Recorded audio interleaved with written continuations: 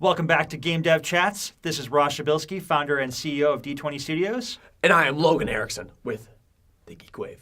Today we are continuing our series on game ideas with the focus today on researching your game to see if it will be appealing in the market. That's very true. It's important. And one of the main things you gotta address right off the bat is, are there similar games out there, right? Absolutely. Right. And the question is, how do you figure that out? Where do you begin? I think people, a great place to begin is just to look at all the vast majority of games out there. Google, search, put in different keywords. When we make games in the EAE program, the Entertainment Arts and Engineering program here at the U, one of the big things that we have to do is we have to do like the market analysis, right? So we look at all the other similar games that have succeeded, failed, and so on and so forth, and you just got to ask the question, why, right? If there's not a game out there like yours, why is that? Absolutely. And how do you find that? Like, what have you done in the past to find if there's competition for you? Well, so I look at the top charts of the platform I'm targeting on. So look out there and what games had success, right? Because you want to be thinking to yourself, I want something that's going to do well because I want to sustain the studio. So what other games in my target genre have been successful? Why were they successful? If there were games in the genre I'm making that weren't successful, why weren't they successful? Look to the reviews, get really detailed analysis on there. I would go to websites like App Annie.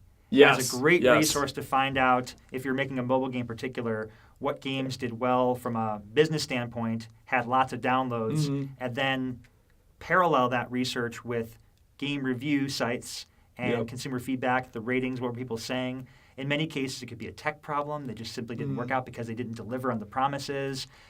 It could be just that the game design or mechanics didn't live up to the hype, or that they just didn't have the fundamental things that were promised in the marketing for that product. Yeah, Metacritic is a great website for looking for the game reviews. That's one that I've used in the past a lot, because you get both the editor review, right? But then you also have all of the bajillions upon bajillions of people reviews, or actual non-editor reviews. I know that when I was working on a game over the summer, what I did is I created like a list of the games that were positive examples and negative examples. And I basically tried to cross-reference that to say, this is basically what we're going to do that was done wrong in other games. Yes. And this is the things that we're going to do that's unique that was done, may have been kind of done in other games, but this is how we're going to do it, just a little bit different to set ourselves apart. And I think that's important. Absolutely, yeah.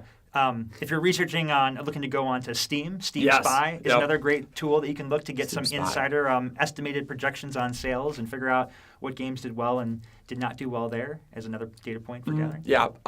Otherwise, I think really in the end, you just got to learn.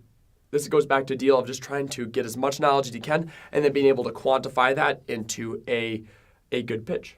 Yeah. Pretty much, right? Let's move on to talking about games that were researched, and then the studio decided that because of the data they found out, you know what, this is not a good idea. We need to pivot before we get too invested in this. Yeah. So, Logan, do you have any examples in your work making games? So when I was a kid, right, I would make all these board games for my friends, and what I found a lot of the times is that they wouldn't want to play them with me because they were usually too complicated, or they were, this is like little old Logan making these games. They were too complicated, or they had like an idea that people didn't really get. It was not appealing to them, right? They would rather play something like on Xbox versus my little cardboard prototype with pawns that were all the same color. And you weren't grabbing them. I just couldn't get them. I couldn't hook them in. As I've gotten older, I know that when we pitched our game for when I made Hero over the summer, we basically looked at Ori and the Blind Forest as for the beautiful game, and we're like, man, that's pretty intense. It's going to take a while. And then we looked at things like